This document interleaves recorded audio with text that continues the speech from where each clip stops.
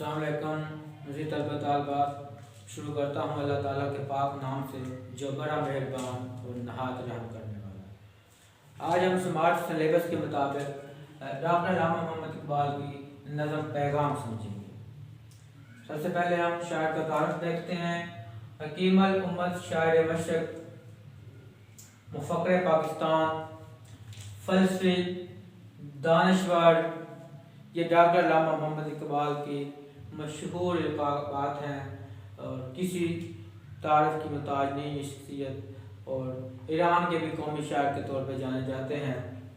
آپ کی مشہور نظمیں مرد مومن، خودی، بے خودی، شاہین اور عقل و عشق۔ مشہور تصانیف میں اسرار خودی، رموز بے خودی، پیام مشرق، بانگ درا، زبور عجم، جوید نامہ، بال جبریل اور ضرب کلیم۔ نظم کا مختصر تعارف کرا دیتا ہوں۔ یہ نظم 1912 عیسوی میں جنگ طرابلس کے دوران کی نظم ہے، جب ترکی پر یہ جنگ مسلط کی گئی اور ترکی کی خلافت عثمانیہ کو بھی پھر بعد میں ختم کر دیا گیا، تو جنگ عظیم اول کے دوران کی لکھی گئی ڈاکٹر علامہ محمد اقبال کی نظم ہے۔ اردو کی بہترین نظموں میں اس کا شمار ہوتا ہے۔ شاعری اور فلسفہ کا حسین امتزاج ہے۔ فلسفہ کیا ہے؟ جس میں یہ شاعر معلوم کرنے کی کوشش کرتا ہے کسی بات کی حقیقت کو، کب، کیوں اور کیسے جیسے سوالات کا جواب ڈھونڈتا ہے کہ یہ کائنات کب بنی، انسان کا اور اس کائنات کا کیا تعلق ہے، اللہ تعالیٰ کا وجود کیسا ہے، تو ایسے سوالات ایک فلسفی ڈھونڈنے کی کوشش کرتا ہے۔ قوم میں بیداری یہ شعور کی کامیاب کوشش۔ ڈاکٹر علامہ محمد اقبال نے مسلمانوں کی غلامی کا دور دیکھا، تو ان کے جو حالات تھے ان کے اندر ایک شعور پیدا کرنے کی کوشش کی، ایک جذبہ، ایک امنگ پیدا کرنے کی کوشش کی کہ وہ ان حالات سے نکلیں۔ ان کے اندر ایک امید پیدا کی، انگریزوں کے غلام بننے کے بعد مسلمانوں کی جو حالت تھی وہ انتہائی خراب تھی۔ شمع اور شاعر میں بصیرت افروز مکالمہ، یہ نظم ڈاکٹر علامہ محمد اقبال کے بانگ درا سے لی گئی ہے، جس کا اصل نام شمع اور شاعر ہے اس نظم کا۔ تو اس میں ایک مکالمہ ہے، بصیرت افروز مکالمہ ہے، جس میں نظم شمع اور شاعر میں نامہ بند ہے۔ تو شمع اور شاعر کے درمیان ایک مکالمہ ہے، تو شاعر کہتا ہے کہ کیا بات ہے کہ جس طرح ایک پروانہ جو ہے تم پہ مرتا ہے، اس طرح ایک شاعر کے بارے میں ایسا نہیں ہے۔ تو وہ کہتا ہے کہ اب اس کے اندر وہ درد نہیں ہے، شاعر کی باتوں کے اندر وہ پہلے جیسی وہ مانگ نہیں رہی، پہلے جیسا وہ جذبہ نہیں رہا، تو اس کی شاعری کے اندر وہ سوز و گداز نہیں ہے جو کسی پر اثر کرے۔ اس کی شاعری میں پہلے وہ تفسیر نہیں ہے، اس کے کہنے کا مطلب یہ ہے۔ تو یہ ایک مکالمہ ہے شمع اور شاعر میں، اور یہ نظم شمع اور شاعر میں نامہ بند ہے۔ شاعر کے سوال پر شمع کا جواب جو میں نے آپ کو بتا دیا کہ جب شاعر پوچھتا ہے کہ اس طرح ایک پروانہ تم پہ جو ہے مرتا ہے تو کیا بات ہے، اس طرح ہماری شاعری پہ جو ہے کوئی اس طرف متوجہ نہیں ہوتا، تو پھر شمع کہتی ہے کہ تمہاری شاعری میں وہ تاثیر نہیں ہے، وہ سوز و گداز، وہ درد نہیں ہے، یہ اس سے خالی ہے، اس لیے تمہاری شاعری کی طرف کوئی جو ہے توجہ نہیں کرتا، اس پر کوئی عمل نہیں کرتا۔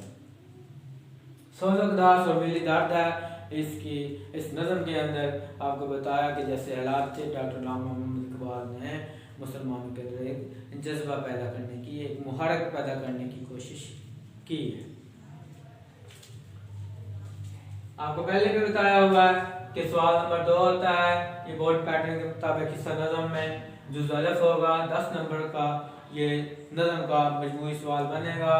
شاعر کا نام ڈاکٹر علامہ محمد اقبال، نظم کا عنوان پیغام، اس کا بھی 1 نمبر بنے گا، نظم کا عنوان کا بھی، اور ماخذ کا نمبر تو نہیں ہوتا ہے لیکن ایک اچھا تاثر ضرور پیدا ہوتا ہے۔ یہ بانگ درا سے لی گئی ہے، حصہ سوم ہے، اور نظم کا اصل نام ہے شمع اور شاعر، یہ اس کا نامہ بند ہے جو آپ کے نصاب میں شامل کیا گیا۔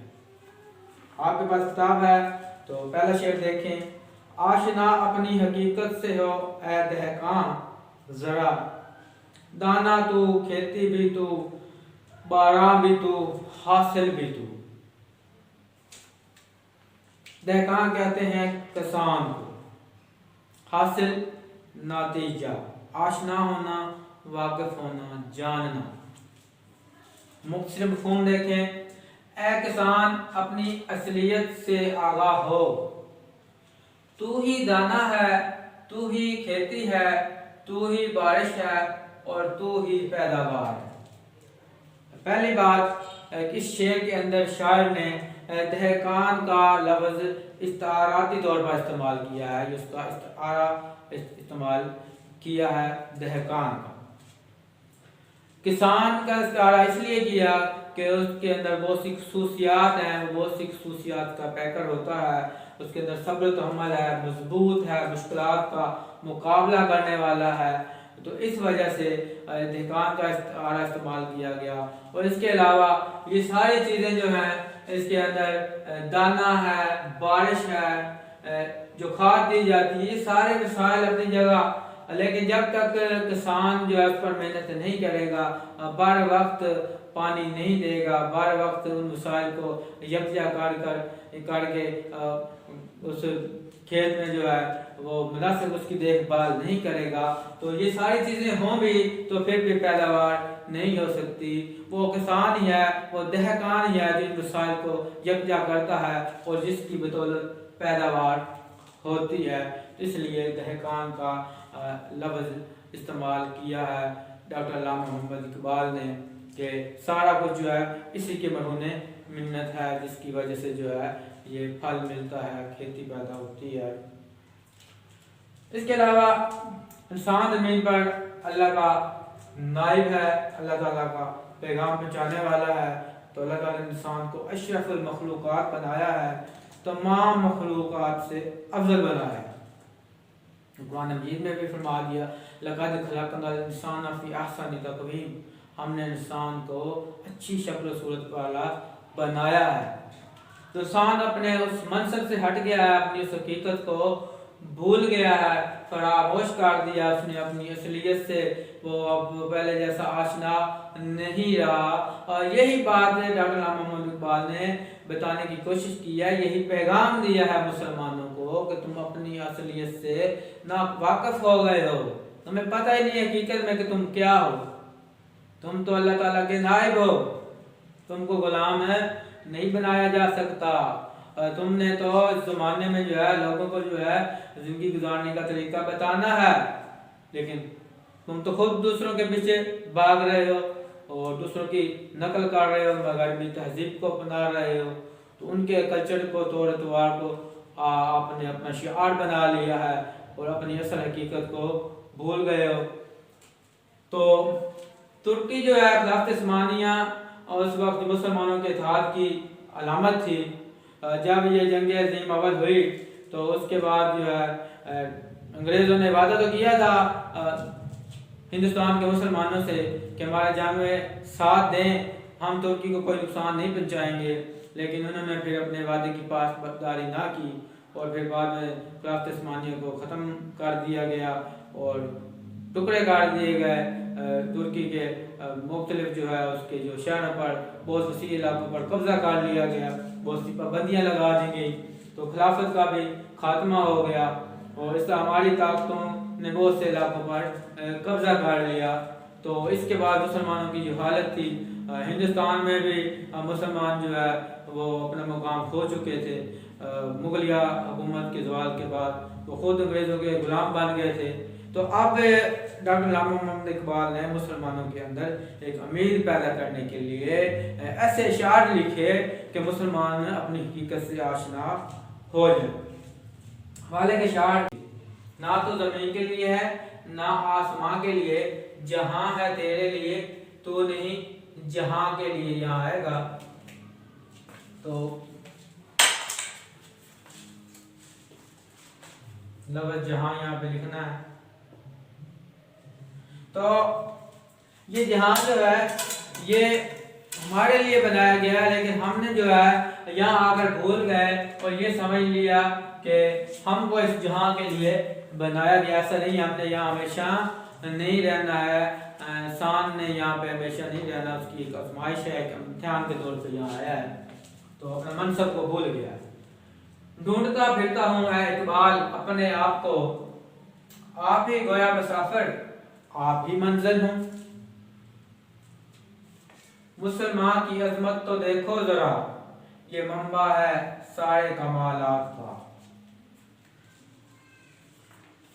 امید ہے آپ کو شعر کی تشریح سمجھ آ گئی ہوگی۔ اب ہم دوسرے شعر کی تشریح سمجھتے ہیں۔ جستجو آوارہ رکھتی ہے تجھے، راہ رو بھی تو، راہ پر بھی تو، منزل بھی تو۔ آ کا مطلب ہے بے قراری میں کہنا، بے قرار ہونا۔ جستجو خواہش تمنا، آوارہ سرگرداں۔ راہ رو کہتے ہیں مسافر کو، راہ پر کہتے ہیں راہنما، راستہ دکھانے والا۔ مختصر مفہوم دیکھیں، اے مسلمان تجھے کس چیز کی تلاش ادھر ادھر لیے پھرتی ہے؟ اے مسلمان تجھے کس چیز کی تلاش ادھر ادھر لیے پھرتی ہے، جبکہ تو خود ہی راستہ ہے، خود مسافر اور خود ہی منزل ہے۔ تو ناکام قومیں ذہنی طور پر اپنے آباء و اجداد کی ایسے روایات کو گھٹیا اور ناقص سمجھتی ہیں، تو مسلمان جو ہے وہ اپنے ان بزرگوں کی روایات کو بھلا چکے اور ان کا مذاق اڑانے لگے گئے، اور مغربی تہذیب و تمدن ان کے طور اعتبار جو ہے انگریزوں کے بنا لیے۔ تو اس وجہ سے ڈاکٹر علامہ محمد اقبال نے مسلمانوں میں یہ شعور پیدا کرنے کی کوشش کی ہے کہ تو کہاں بھٹک رہا ہے، تجھے کس چیز کی تمنا ہے جو ادھر ادھر لیے پھر رہی ہے، جبکہ تو خود ہی راستہ ہے، خود ہی مسافر ہے اور خود ہی تو منزل ہے۔ تو اپنے اسلاف کے ان کارناموں کو، ان کی ان اخلاقی قدروں کو بھلا کر یہ مغربی تہذیب کے پیچھے چل پڑے ہو۔ تو یہ سب تو ڈاکٹر علامہ محمد اقبال ہندوستان جا کر دیکھ چکے تھے، یورپ میں آپ جب وہاں پہ تعلیم حاصل کرنے گئے، کہ یہ تو کھوکھلی تہذیب ہے، ان کے اندر تو کوئی خاندانی نظام نہیں ہے، سب کچھ دکھاوا ہے۔ تو مسلمانوں کو جو ایک مکمل اسلام نے ضابطہ حیات دیا ہے، اس سے بہتر تو کوئی ضابطہ نہیں ہے۔ تو اس لیے مسلمان ظاہری چمک نمک دیکھ کر جو ہے وہ بھٹک گئے ہیں، تو ان کو تو اپنے اسلامی کلچر کے مطابق زندگی گزارنی چاہیے تھی، اور سب سے بہتر جو ہے اسلام نے انسان کو جو حقوق دیے ہیں، مسلمانوں کو جو زندگی گزارنے کا طریقہ بتایا ہے، وہ دنیا کے کسی مذہب میں نہیں ملتا ہے۔ تو ہم نے یورپ کی اندھی تقلید شروع کر دی، جس پر جو ڈاکٹر علامہ محمد اقبال نے مسلمانوں کو جو ہے آگاہ کیا ہے، کہ باخبر کیا ہے کہ وہ اس اندھی تقلید کی بجائے اپنے اسلاف کو، اپنے کابرین کی ان اخلاقی قدروں کو، ان روایات کو زندہ کریں۔ تو 1857 عیسوی کی جنگ آزادی کے بعد آپ کو پتہ ہے آخری مغل بادشاہ بہادر شاہ ظفر کو جلا وطن کر کے رکون بھیج دیا گیا تھا، اور پھر اس کے بعد مسلمان انگریزوں کے غلام بن گئے، عرصہ دراز تنگ ہو گیا، ان کی ملازمتیں، جائیدادیں، سب کچھ جو ہے وہ چلا گیا، جائیدادیں ضبط کر لی گئیں، اور زیادہ تر بڑے بڑے عہدے ہندوؤں کو ملنے لگ گئے، اور مسلمانوں کا کوئی برسان حال نہیں تھا۔ تو ایسے حالات میں مسلمانوں کو سنبھلنے کی ضرورت تھی، تو اس لیے ڈاکٹر علامہ محمد اقبال نے مسلمانوں میں شعور پیدا کیا۔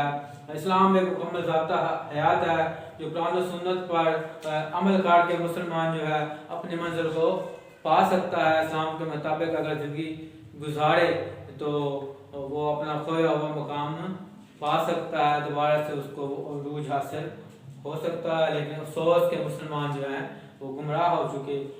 پھر ایک شعر یاد آتا ہے کہ وضع میں تم ہو نثارا تمدن میں حدود، وضع میں تم ہو نثارا تمدن میں حدود۔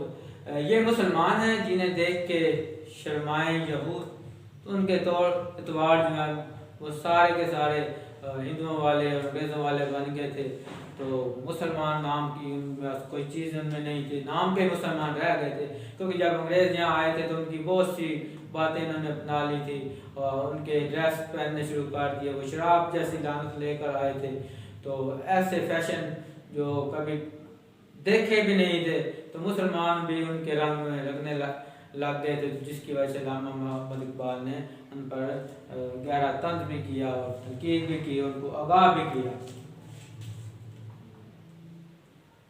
تو راز کن فیکاں ہے، اپنی آنکھوں پر عیاں ہو جا،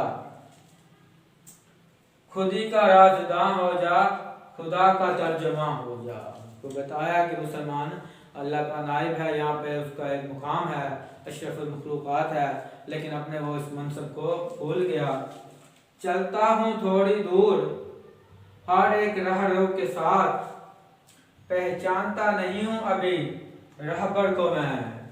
اب مسلمان نے تو قیادت کرنی تھی زمانے کی، دوسروں کو راستہ دکھانا تھا، لیکن افسوس کہ اب وہ خود بھٹک گیا ہے اور خود منزل کی تلاش میں ہے اور دوسروں کے نقش قدم پر جو ہے چل رہا ہے، حالانکہ ان کو یہ بتانا تھا، وہ خود رہبر بننا تھا اس نے، لیکن افسوس کہ مسلمان خود ہی بھٹک گیا، اس کو خود ہی اپنی منزل معلوم ہے نہیں ہے، وہ خود ہی منزل سے بھٹک گیا ہے، اسلام کے مطابق جو اسے زندگی گزارنی تھی اس کے مطابق وہ زندگی نہیں گزار رہا، قرآن و سنت پر عمل نہ کر کے، ان کو ترک کر کے وہ ذلیل و خوار ہو رہا ہے، عیاشیاں اور رام پرستی کی وجہ سے وہ اپنا مقام کھو چکا۔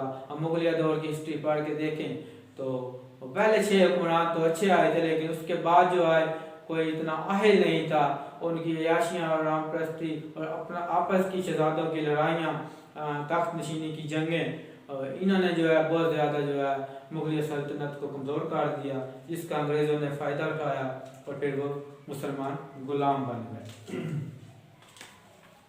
امید ہے آپ کو شعر کی تشریح بھی سمجھ آ گئی ہوگی۔ تیسرا شعر سمجھتے ہیں۔ کامتا ہے دل تیرا اندیشہ ہے طوفان سے کیا، نا خدا تو بحر تو کشتی بھی تو ساحل بھی تو، اندیشہ طوفان، طوفان کا خوف، طوفان کا خوف، نا خدا کہتے ہیں ملا کو، کشتی منزل پہ پہنچانے والا، بحر کہتے ہیں سمندر کو، ساحل کہتے ہیں سمندر کا کنارہ۔ اے مسلمان تیرا دل طوفانوں سے کیوں ڈرتا ہے، حالانکہ تو خود ہی ناخدا ہے، خود سمندر، خود کشتی اور خود ہی ساحل ہے۔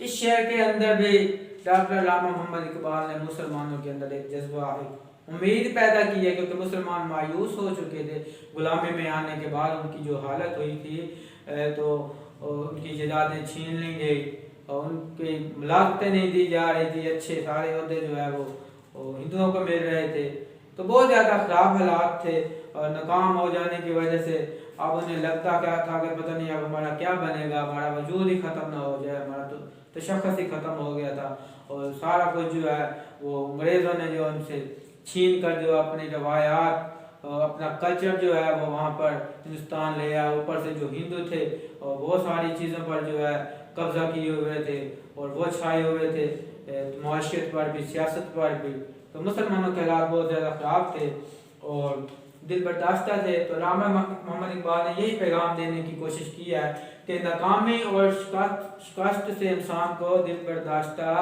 نہیں ہونا چاہیے۔